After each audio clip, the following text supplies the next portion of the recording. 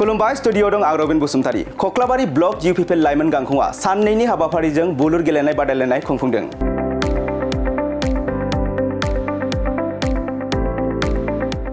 दिनैनिफ्राय लानानै साननैनि हाबाफारिजों कक्लाबारि ब्लक इउ पिपल लाइमोन गांखंनि बानजायनायाव बाक्सा जिल्ला मुसलपुर महकुमानि बेन्दोंनि सिमला पुलिस थानानि सिङाव थानाय गलागाव बाथौ थानसालिनि गेवलां फोथाराव प्राइज मानि एन्टार प्राइमारि बुलुर गेलेनाय बादायलायनाय खुंफुंदों।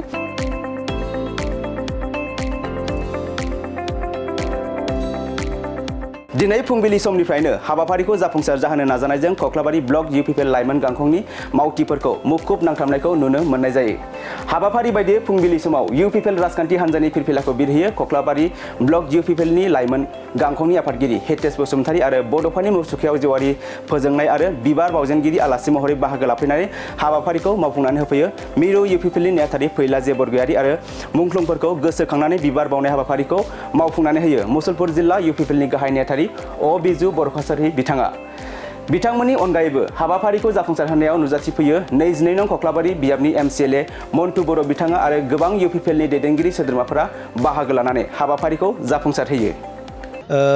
गिबियावनो नैबे बड'लेण्ड बुब्लि रादाबनिसिम आङो कक्लाबारि ब्लक कमिटि लाइमोन आफादनि जानानै गासै बिटिआरआव रायजो जानाय गासै रायजो राजानिसिम आङो कक्लाबारि ब्लक कमिटि लाइमोन आफादनि जानानै गिबियावनो साबायखर जासिग्रोबाय। जोङो नैबे कक्लाबारि ब्लक कमिटि लाइमोन आफादा जोङो राजखान्थि भाबै जिखिनि जोङो थाङाबालासिनो जोङो नैबे ओनसोलाव जिखिनि गेलेगिरि लाइमोन जिखिनि गेलेगिरि फंबाय बिथांमोनखौ नोजोर बोनानै जोङो नैबे कक्लाबारि बियाबनि सिङावनो थानाय नैबे गलागाव पिसिडिसिनि नैबे बाथौ थानसालिनि फोथाराव जोङो साननैनि मेहेरगोनां हाबाफारिजों इन्टार प्राइमारि प्राइज मानि भलिबल कम्पिटिसन बेखौ जोङो होनाय जादों।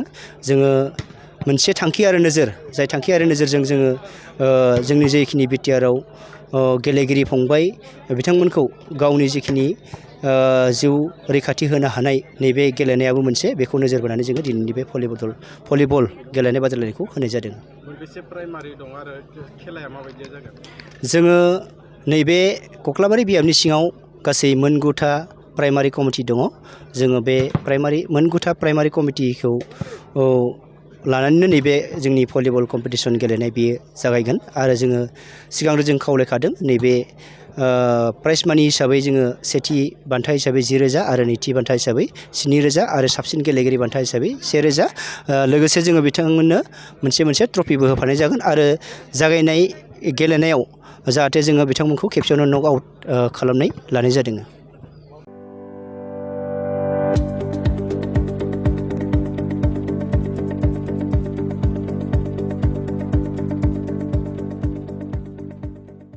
गोजोनथाव खौरां माइ सथा स्कुल एबा आंनि फिसा फरायसालिया लानानै फैदों मोनसे गोजोनथाव खौरां।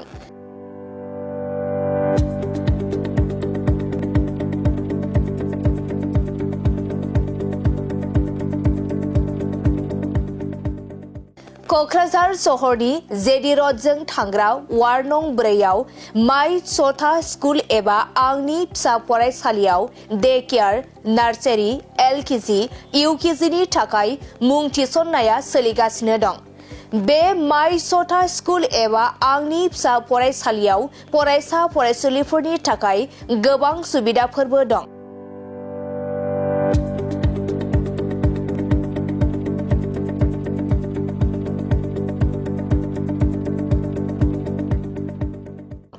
अब्ला नोंथाङा माखौथो नायबाय थाखो? नैबे माइ सथा स्कुलाव नोंथाङा नोंथांनि उन्दै गथ'साफोरखौ मुं थिसननो थाखाय साखाफारा जादो।